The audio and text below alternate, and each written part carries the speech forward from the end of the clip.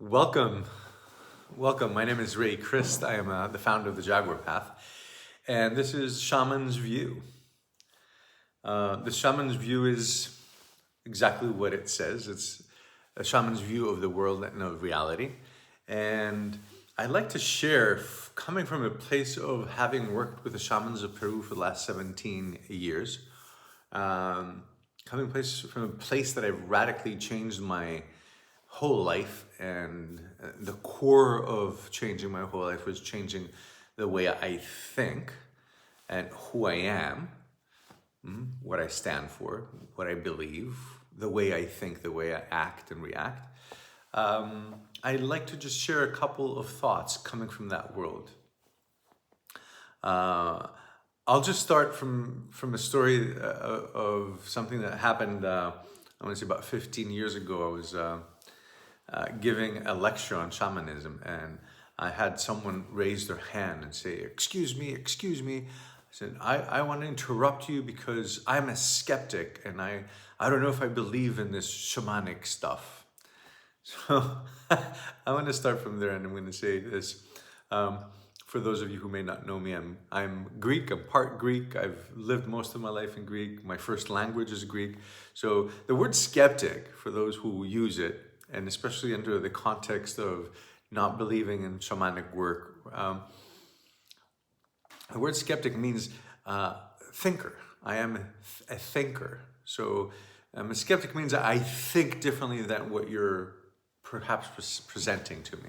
I don't agree, or I'm not buying into it. So my heart opened wide when I heard that person, and we had a wonderful interaction. This is years ago. I don't remember how the interaction went on, but I'll just say that the person stayed after the lecture, and we went on and on and on and talked about this work for hours. He was probably the one that got the most out of the lecture and what followed. And this is what I mean, and this is all about what the shaman's view is. A skeptic is someone that is a thinker. So what this person was really should be saying when he raised his hand and said, I'm a skeptic, I don't believe in this, he should be really saying, I'm a mainstream person that can't believe anything out of this box that I live in. Right? When he was saying I'm a skeptic, I know, because I was a skeptic 30 years ago too. It's like, I know really well what reality is, and what you're saying is out of the realm of reality and is probably mumbo jumbo or kind of new agey or not grounded. And the truth of the matter is this exactly like I said, it's the opposite. What he was saying is he's not a skeptic. I'm not a skeptic. I'm not a thinking person. I believe only what the collective consciousness says. I believe only what is said around me, and the narrow reality that contains the TV, the movies, Facebook, YouTube, the cars and the cities of the Western world that I live in. And anything beyond this is not real and grounded. So anything starting from Central and South America, Africa, China, the whole world that essentially is still thriving in shamanic work, that it always has. I don't believe in anything that I can't take a boat or an airplane because I haven't taken an airplane and haven't gotten out of this narrow reality. I won't believe anything else. Now, all of shamanism is built around that. This is something I feel is not well known or understood, that shamanism, yoga, and Taoism, right? Taoists, the shamans of China, who've created martial arts and Chinese medicine, acupuncture, etc., are all shamanic schools, in the sense that shamanism is an anthropological study. The shamans are the first ones who are the people who began as thinkers, as skeptics, the only skeptics, as skeptics, to say, okay, what are we? What is this? What is this thing I call the body? What is this thing I call my mind? What is my perception of the world around me?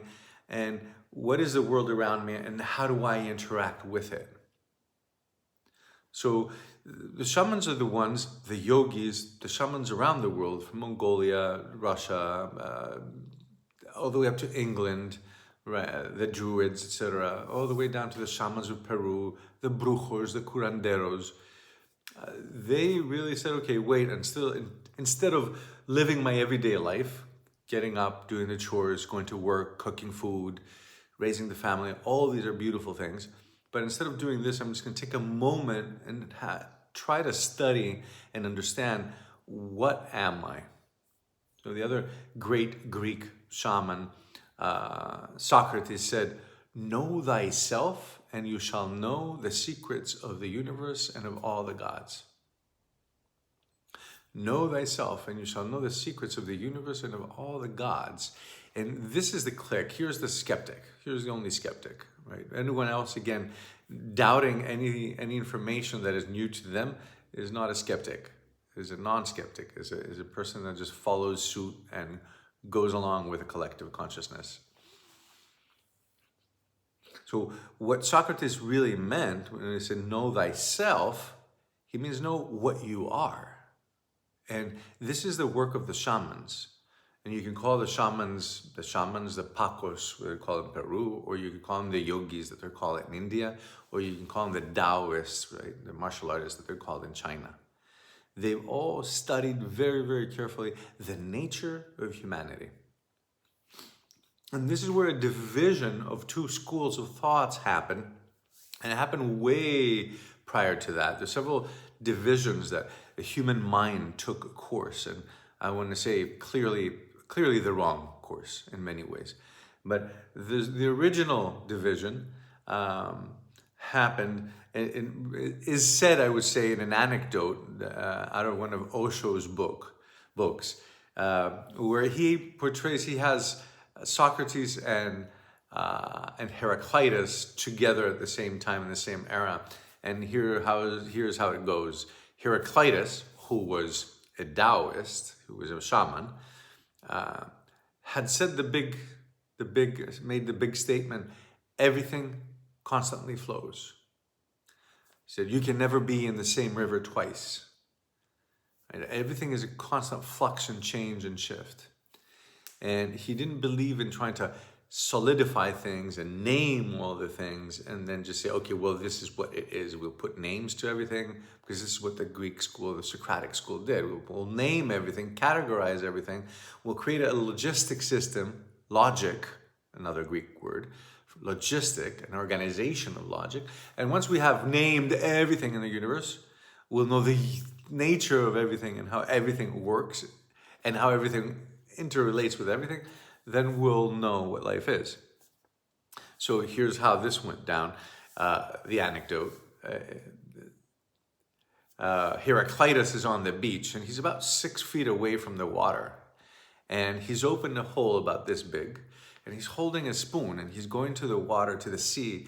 He's taking a spoonful of water. He's going back 6 feet. He's putting that spoonful of water in the hole. He's going back to the sea, he's taking another spoonful and he's putting it in and he's going back and forth. And as Socrates is walking down the beach, he sees the guy doing this thing, going back and forth, taking a spoonful of water of the ocean every time, putting it in the hole. And he finally arrives close to him and he said, what are you doing? Oh, and Heraclitus turns around to Socrates, well, it's simple. I'm going to take this whole sea and I'm going to put it in this hole using my spoon. And Socrates said, you are absurd. I've always thought you're crazy and your ways are totally out of logic. He probably said, I'm a skeptic. And he said, well, why? Heraclitus asked Socrates. This is exactly what you're doing. You're telling us that you're going to take the sea of knowledge, the ocean of the universe and of knowledge, with a spoon, which is your words, and you're going to put all those in a little hole this big, which is your brain.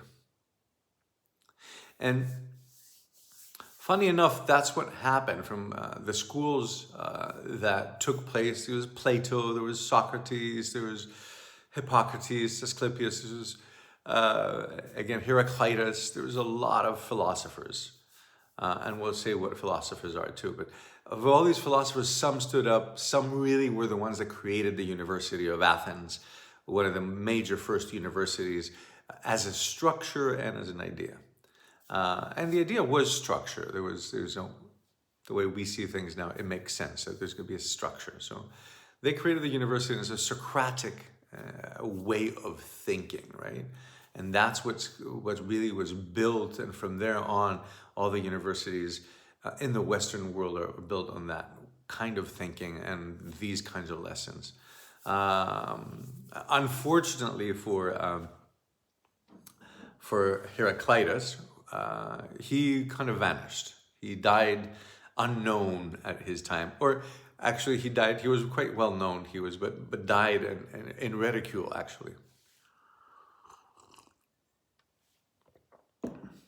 We live in a world where we decided that we're going to take an ocean of knowledge and understanding, and with these spoonfuls of our words, we're going to know these things in our heads.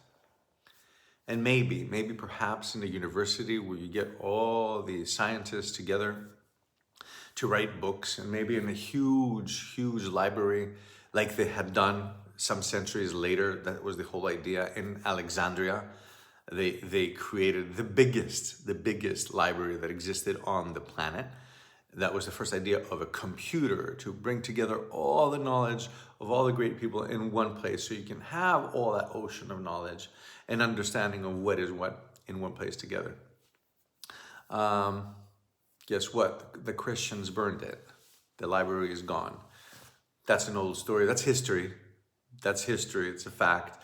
Because on the premise that there could be information of the devil within all that, every single scientist had arrived, astrologer, doctor, amazing mathematicians, geometricians, everything. All the scientists that are scientists still study till today, all that in the Library of Alexandria was burnt. Now, this is something that comes up a little bit later, and this is where, I want to make a circle and come back to this idea of who's a skeptic really and who isn't. And we're some centuries yet again later, what we have coming up in Europe in the Middle Ages, in the Dark Ages, is the Spanish Inquisition that comes directly from the king and the church in collaboration with the Church of the Vatican and England. And this is history, and I have nothing against anyone. I'm just repeating parts of history. There is this huge campaign that was called the witch hunt. Yet another word used and misconceived, etc. But the witch hunt was this. The witch hunt and the Dark Ages was a persecution of grand scale, of collaboration again, of the powers of the Vatican, of Spain, of the King of England. All the kings got together, and they all, with the popes and the big chiefs and power of their churches, they put all that power at work, and they just went at it. They went at it for 400 years. They're still at it. There's no conspiracy here. No conspiracy theory. What happened then is 3 things were persecuted: women, animals, and magic. Women, animals, and magic were persecuted in the Dark Ages. And we all live in the shadow. We still live in the shadow of that fear of what if we're caught doing magic? We will be put to the fire. We will be burnt alive. Like, I don't know if there's any worse way to die. And we will be burnt alive in the square.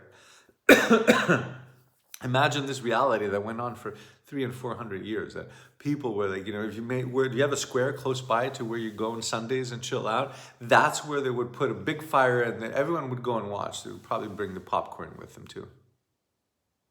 In 1743, don't hold me on that date, approximately in 1743, there was a big, huge meeting between all the churches from England to the Vatican to the Church of Spain and France.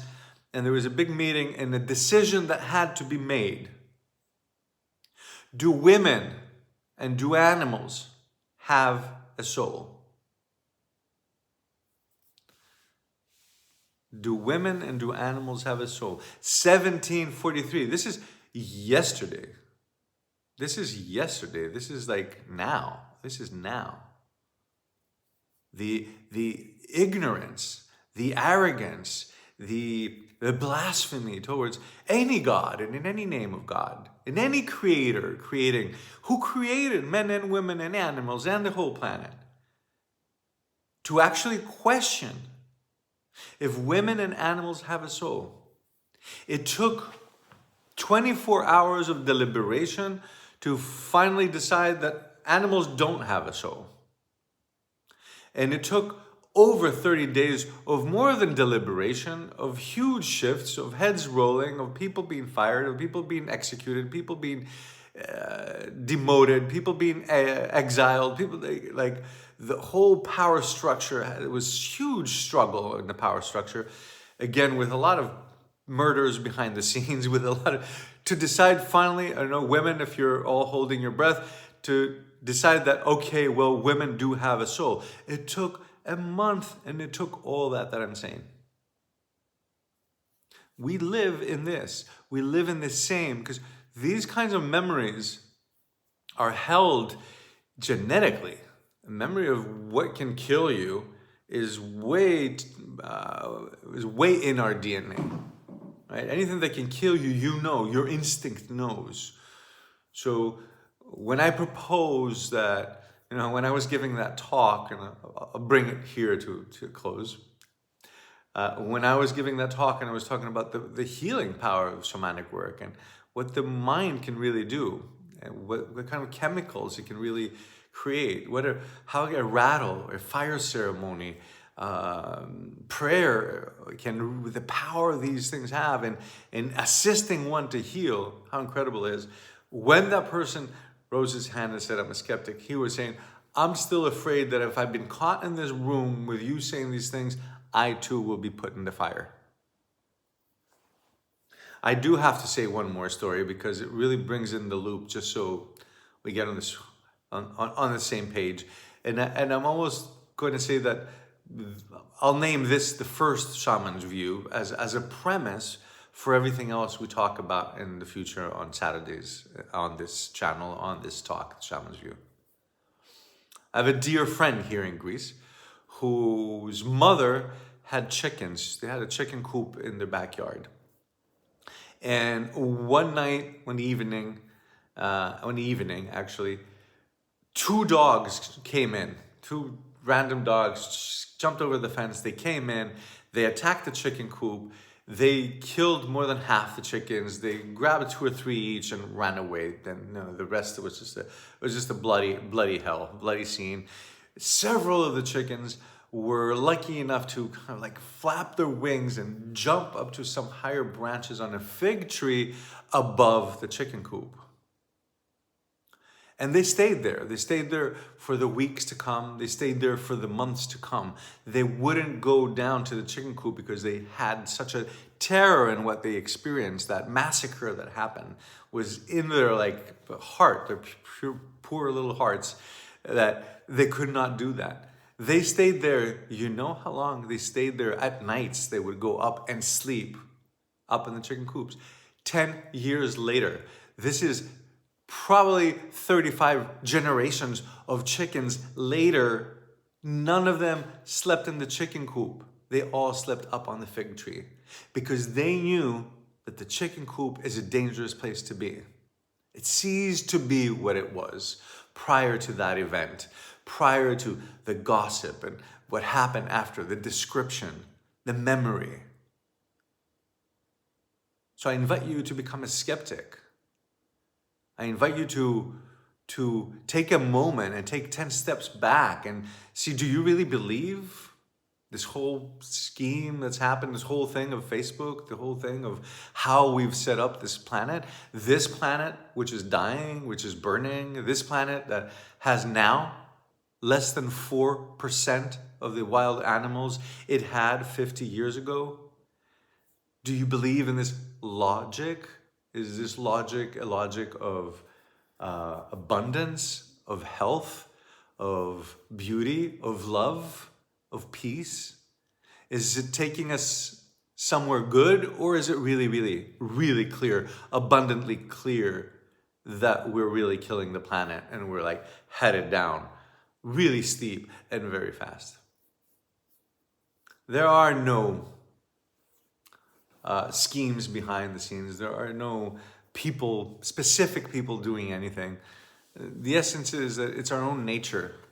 We live still scared and still not in respect of the feminine, in love with the animals, and beautifully inspired in awe of the magic that exists. What I realized and what's changed my entire life is what has come from the teachings of the Keros, of the Kero Nation people, of the Pacos, the shamans of the Andes, whose way, the way of the Andean way, is a way of, first of all, respecting the feminine, Mother Earth, the mother of all mothers, respecting all mothers, all sisters, all cousins, all women of the planet, everything that is female and everything that is feminine, that is creative, that is creation itself, that gives birth to creation. My life changed from understanding and not only having these shamans as teachers, but these shamans teaching me how to be a student of animals. How am I a student of the jaguar, of the condor, the hummingbird, the serpent? How have I all these studies? How can I study actually and get out of my way and learn from these animals? Because I forgot to tell you, these same people that said that women don't have souls, they also said that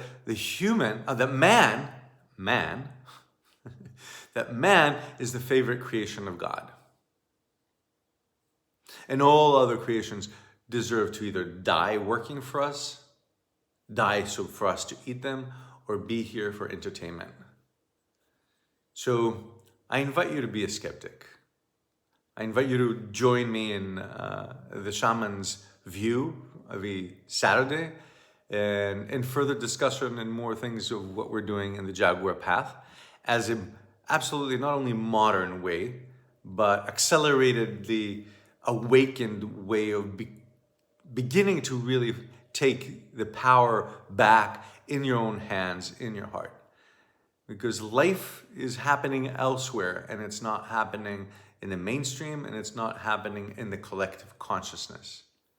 It may feel safe to hang out with a collective, but as the collective is all going down, it perhaps is safer for the time we have to really stand up and live and engage in life, engage fully in life in a whole new way. An ancient way that the shamans, the yogis, and the Taoists tell us about in their texts, how you can really study about yourself and the nature of being, the nature of engaging, the nature of loving. So I hope this is something that gives you something to be more of a skeptic about, to think about, and I hope it brings a smile to your face. And I hope to see you soon again at the Shaman's View next Saturday, every Saturday morning. Thank you all for being here.